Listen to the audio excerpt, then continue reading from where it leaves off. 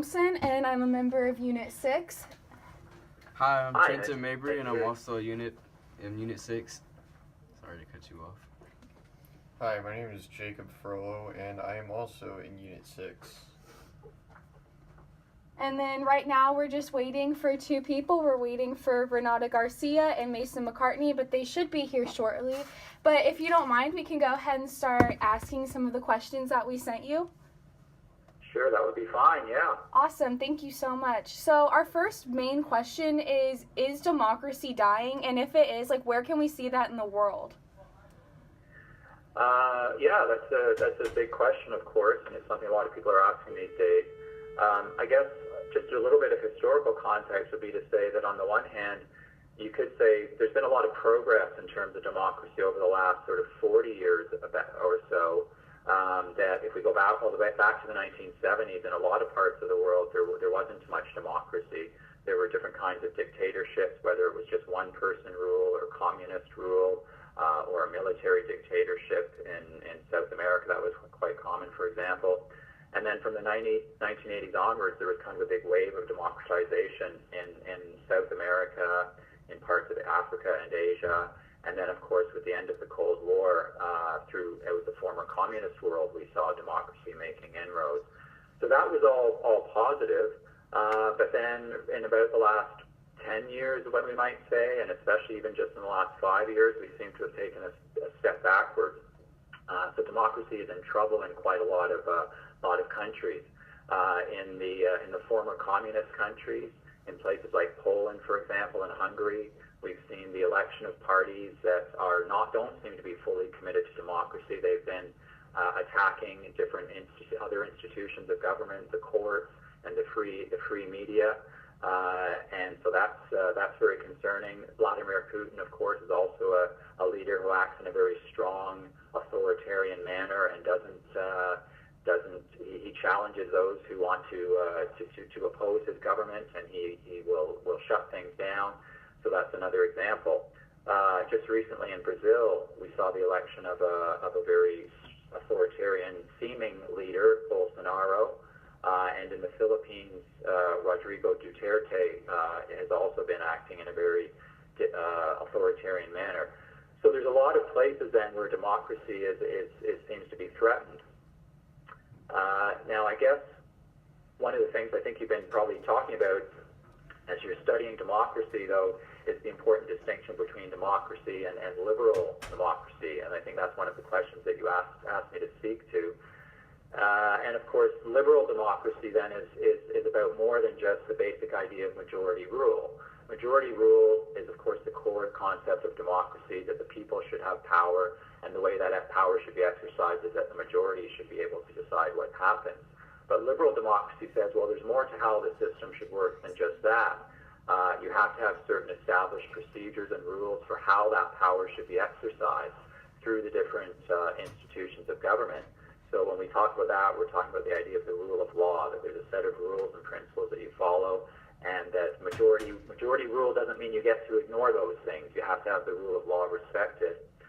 And you also have to respect the various rights and liberties of individuals and groups in a society, that they have a right to act in certain ways, whether it's to express themselves freely, whether it's to practice their religion freely, that these things have to be respected, and that the will of the majority can't override those things. They have to be respected. So when we talk about this current state of democracy, there's a lot of places where there are still elections happening. There's still leaders being elected through majorities. But what some of those leaders are now doing is challenging some of those elements of liberal democracy. They're not respecting the rule of law fully. They are acting against constitutional courts, where they're not respecting the other branches of government, and they're trying to act in a more authoritarian manner. They're not respecting the rights of a free press to fully express the views of different groups and different perspectives. So that's, I guess, where right now we're seeing is a significant threat to liberal democracy in particular. But one also wonders down the road, if these kinds of leaders stay in power, if they act in an illiberal manner, whether in fact democracy itself will survive, whether in fact we'll continue to have elections, or whether some of these leaders will decide they'd like to really hang on to power and try to do so in various ways. So I'd say democracy is in definite danger. Obviously, it's not dying. I think it remains a very powerful idea, and I think it's the one we'll always return to when we ask how should we govern ourselves. There's a naturalness to it, the idea that people should govern themselves. So I think it's something we'll always kind of work our way back towards, but in the meantime, there are a lot of very significant problems and challenges that we have to confront. Thank you so much for that. So would you say that democracy in and of itself is in danger, or would you say liberal democracy is in danger, or both? Well, I think the way it works in my mind is that what happens first is liberal democracy starts to come under threat. That, as I say, you have leaders who are elected who claim they have a very strong majority mandate from the people, and they're going to act in the interest of the people. So this idea that we call populism, of course, has become very powerful. The idea that the people need to take back power from various elite groups that have been governing more on their own self-interest. But then these leaders, as I say, they act in ways that we can consider not to be in accordance with liberal democracy. They don't fully respect the rule of law. They don't respect the rights and freedoms and liberties that people and different institutions should have. So liberal democracy is what I see as being under greatest threat at the moment. But as I say, once you start to erode liberal democracy, I'm not sure democracy itself, too can come under threat. A leader who's in power for a significant amount of time can actually start to restructure the way elections work, for example. They can restructure the rules around elections, how easy it is to vote, what the electoral boundaries look like. They can start to manipulate things. If they start to suppress the media, then they can suppress opposition voices, which makes it easier for them to continue in power. So you see a leader like Vladimir Putin who is able to command strong support in elections, partly for his ideas and policies. Some people certainly do like them, but also partly because he's suppressed liberal democracy in a way that's made it easier for him to hold on to power.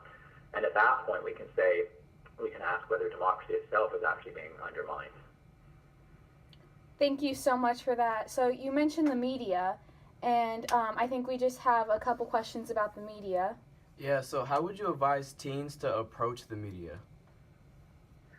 I would say you have to approach it very cautiously, but of course we need the media at the same time in order to try to be informed about the world. But one thing I think is quite important is that we have different ways of understanding what's happening in the world and understanding politically. One is through understanding current affairs and current events, which happens through media sources primarily. But the other is sort of the more traditional forms of learning that we get through school, where we read, more in-depth research. We read books, and we're taught by our teachers about some of the broader principles and the longer-term history that lies behind some of these concepts and ideas. So I think for anybody, it's very important, and we have to try to encourage as much education as we can in the area of civics and politics and history, so that when people are approaching the media, they have that kind of ability to discern for themselves what is reasonable and what is not. So I guess then I would say to young people approaching the media, I guess one of the things is to recognize is hopefully people have gained enough education that they can approach it, or maybe to recognize sometimes that that's not the case. Maybe I need to be cautious here because there's more that may lie behind this than what appears on the surface of just some sensational media report about some particular issue. The second piece, I guess, in terms of approaching the media is to try to consult a variety of different media sources, and to very much try to go to what we think of as more traditional media sources. So whether it can include newspapers, online versions of newspapers, it can include television broadcasts and some of the different cable news networks. So go to those traditional sources and try to consult a variety of them to see different perspectives. And once you do that, you start to see a sense of that there really can be quite strong differences, and you start to get a better sense of the spectrum of opinion. And then that leaves, of course, social media, which has to be approached with a certain amount of caution. There's a variety of different problems with social media. Obviously, it's a place where, as we know, a fair bit of inaccurate information has flourished through vehicles like Facebook, where people can individuals can simply generate some kind of fake story that then gets circulated, or it can be just very inflammatory opinion that gets circulated on social media. And the other challenge, of course, is that once one is on social media and looking at certain sources and opinions, then social media tends to feed back new material that reinforces those opinions. So we can find ourselves in a bit of a bubble in social media where we're not being exposed to a broader range of views. So I would say the critical things where young people are concerned is that we have a really solid civics education as they're going through school, and then also when they are encountering media that they make sure that they don't just use social media, but that they're looking at traditional media sources as well, newspapers and television and magazines, that give them a broader sense and a more accurate sense, really, in many cases, of what's happening in terms of current affairs. Thank you. So I believe it was in the 80s we had the fairness doctrine that said that both sides of the story had to be shown and you couldn't just give a partisan issue. So I think our question is... aside from viewer participation in the media, what changes should be made to media itself?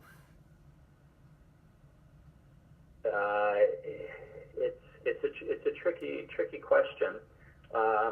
Because one of the issues, of course, is that media is wrapped up in the idea of freedom of expression rights, and so there's a strong reluctance, I think, especially maybe in the United States, to have any kind of controls on media, because we might say to ourselves, well, that would be a good idea to make sure we have better information, more accurate information.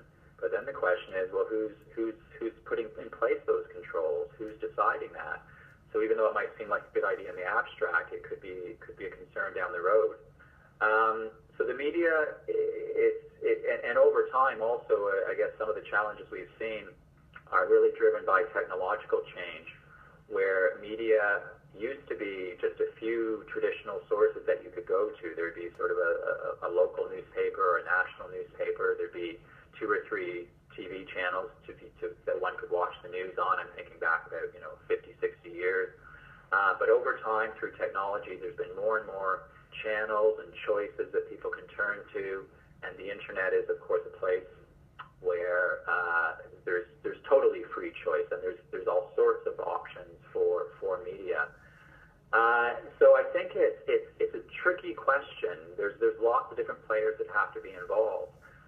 The big social media organizations like Facebook have to take some significant responsibility for trying to exercise controls over information that is inaccurate, highly inflammatory opinion. They have to put in place controls to allow for that, and I believe they're making some significant moves on that front, and we'll have to see what impact that has. In terms of traditional media, there is that kind of view that every media outlet ought to try to provide a balance of opinion, that they should sort of show one point of view and then the other point of view. Some people would say, well, sometimes it's okay if a given media outlet has a particular slant to it, a particular angle. They always come at things from a conservative point of view or a liberal point of view, as long as there's other media outlets that are maybe providing a different perspective. So it's okay if one of them has a particularly strong bias consistently. So there's different ways in which the media environment can be structured. I would say as long as there's a broad spectrum of opinions out there, the onus really is going to lie on citizens to try to be critical and discerning, and to explore different sources and ideas when they're encountering media. So it's a really challenging question. It's one of the biggest questions around democracy. So I say there's these different tensions that we feel, particularly when we start to talk about the idea of possibly controlling the media. That really does run up against strong feelings we have about freedom of expression. Thank you.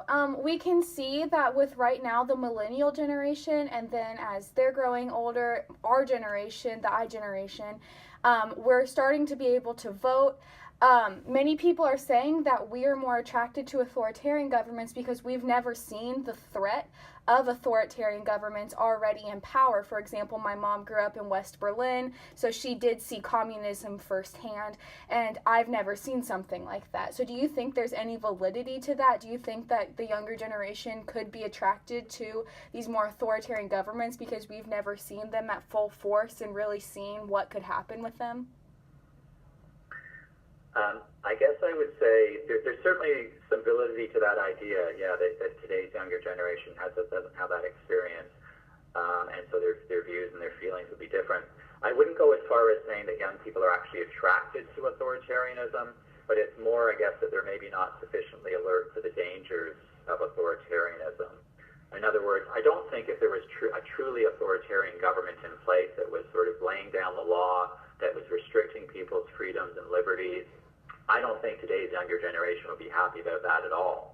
I think they would be, quite agitated, and certainly the most politically engaged among them would be out on the front lines as best they could, challenging that and trying to oppose it and stop it. But what I do think is that among today's younger generation, there's a lot, not all, but a lot of young people who just aren't sufficiently knowledgeable and interested and engaged in democracy and politics. So they're kind of indifferent. They have a little bit of a whatever mentality. And so if a particular leader who's in power undertakes some kind of action that's outside the normal boundaries, that is pushing a little bit in the direction of authoritarianism, that's challenging some important part of liberal democracy, and just among younger people, there might be more of a tendency to go, well, whatever, it's not affecting my daily life, and they don't really sort of start to say, well, but you've got to stand on principle, you've got to stand up when these things start to happen, otherwise it can be a slippery slope and things can move down a road towards authoritarianism. So that's the way I tend to think of it, is more of a matter of indifference and a lack of engagement. And in some of my other research, I have looked at just things around levels of interest and the knowledge about politics that people have, and found a pretty strong generational gap where people sort of in their 60s or even in their 70s tend to be pretty knowledgeable about what's happening politically. They're reading traditional news sources and finding out what's going on, whereas people sort of under 30, in part because they may not be following media as closely, or they may just be getting little snippets off of social media at best. They're not as knowledgeable and understanding, and so they're inclined to just let a lot of stuff go. And what happens when a country does start to move towards an authoritarian approach by a particular leader, people have to mobilize against that. You need people to be either maybe acting through their political representatives to express their concerns, or going into the streets if they need to demonstrate and to petition and to stop these kinds of things. But unless you have a good understanding of the dangers and what's going on, you're less likely to be motivated to do that. So that's how I tend to see it. I don't think young people are attracted to authoritarian government, especially in the Western democracies like the United States and Canada and Western Europe. But I do think there's a substantial part of the younger generation that's not sufficiently attuned to the dangers that may exist. Okay, so when you say that we're not educated and engaged, what should we do to get other people more educated and engaged into our government and politics? Well,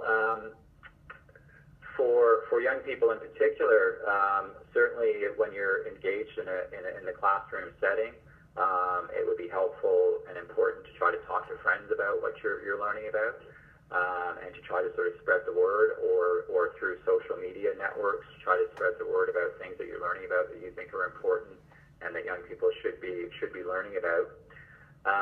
It's also going to be an important responsibility of government, of governments that are committed to democracy, to ensure that the educational systems are in place that we need, that there is robust civics education taking place in our schools.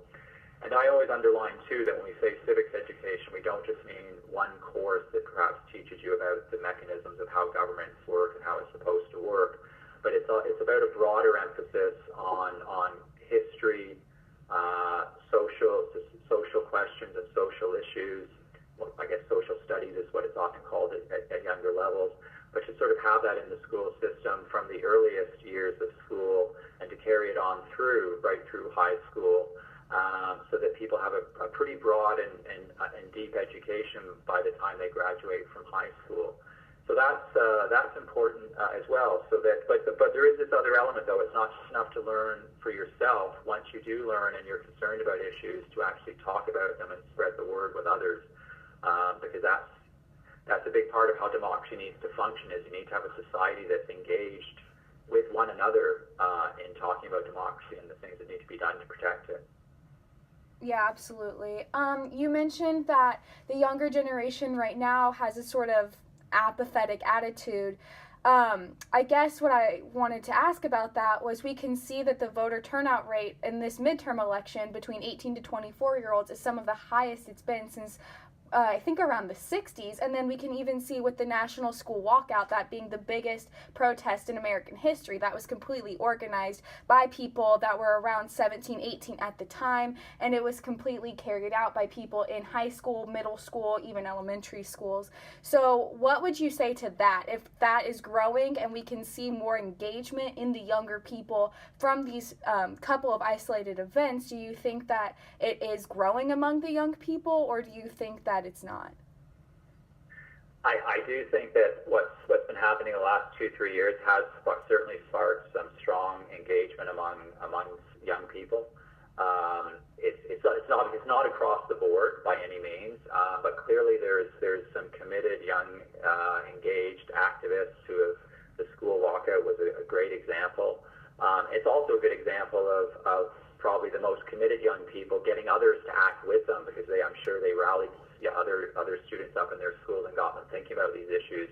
So it's a great example of the way in which engagement can kind of spread among people when some people take the lead. In terms of then the most recent midterm election, I don't think I saw the numbers. I did hear, of course, that they were the highest they've been in about 50 years. I didn't know exactly where they fell. I'm guessing among people under age 30, it was probably still maybe in the 20% range would be my guess. It was about 36%. It was 36. Okay, well, that's excellent. And that does show a real jump, because I think for a number of years you've had turnouts around 20% among the youngest voters in midterm elections. Yes. So that's really, really notable. I guess on the other hand, I'd say that's 36%, and that is excellent, and we've got to continue to build on that. Now we have to work on the other 64%, because despite everything going on and so much at stake in the midterm elections, where the question was whether Donald Trump's Republicans would continue to control all the houses of the Congress, or whether power would be taken back by the Democrats, at least in part. And with so many controversial issues in the headlines, the fact that 64% of young people still stayed on the sidelines remains a problem. So those young people who are engaged in specific political actions like the school walkout and the ones who did turn out in the midterms, the next step then is to continue to work on their friends, their acquaintances, and all the other young people around them, to try to continue to push towards higher levels of engagement, because that's when more and more change will occur of a positive nature that involves protecting democracy, and I think bringing politics back more towards the center of the political spectrum, where it properly belongs. If you could only protect one democratic norm, what would it be? Well, that's a tough choice. Only get to protect one. But I guess I could mention a little bit the question around what are some of the most important democratic norms more generally, where I would say that respect for the rule of law, as we've said, is very, very important. That if you have certain procedures in place, they may be written into your constitution. They may be ones that have just developed over the course of time as some of the conventions around things work, how things work and should work. That respect for those written rules and those general norms is very, very important. Also, the idea of tolerance is very important. When you live in a democracy And when you live in a democracy that is a very large country, a very diverse country, as many of our modern democracies are, you're not going to necessarily, like what everyone else thinks or even like how they choose to live their lives. And we don't necessarily have to aim for everybody to love everybody else, at least in terms of the things that their lifestyle, their beliefs, their practices. But we have to push for people to be tolerant of one another, to accept that people have a right to live their lives the way they see fit, as long as they're not doing harm to others. And that's very important in terms of building a democratic culture, is that idea of tolerance. Otherwise, of course, if governments start to do things that are contrary, to act out against different groups and individuals, then it's far too easy for other citizens to turn a blind eye and not really care. They have to stand up for the right of others to live their lives and to be different if they wish. But another democratic norm, and I think this is maybe the most important one, is simply the idea of equality, the equality of citizens. That every citizen has a set of equal rights, has a right to have their voice heard, has a right to participate, and has a right to have their rights respected. So it doesn't necessarily, of course, mean equality in terms of everybody having sort of equal economic outcomes. Everyone doesn't have to have an equal income or anything of that sort.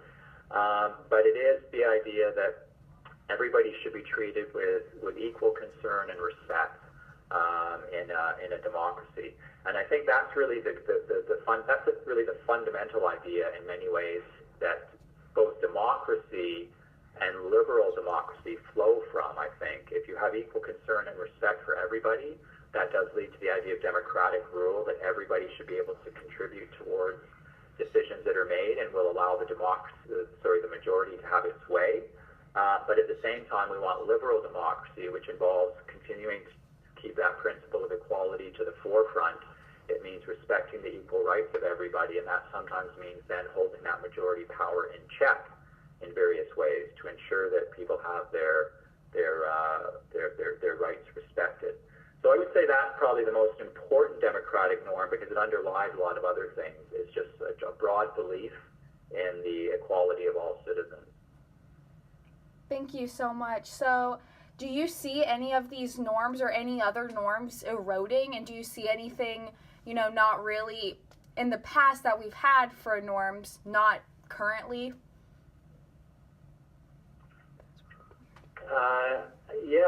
Certainly we see significant erosion in respect for the rule of law with some of the actions that Donald Trump has undertaken.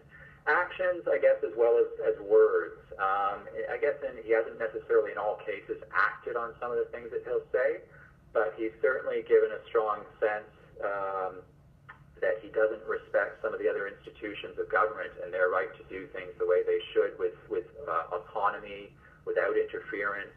So, for example, some things within the Department of Justice and the actions of the FBI, where Donald Trump has been critical, or he was critical, of course, of his former Attorney General for recusing himself from the Russia investigation.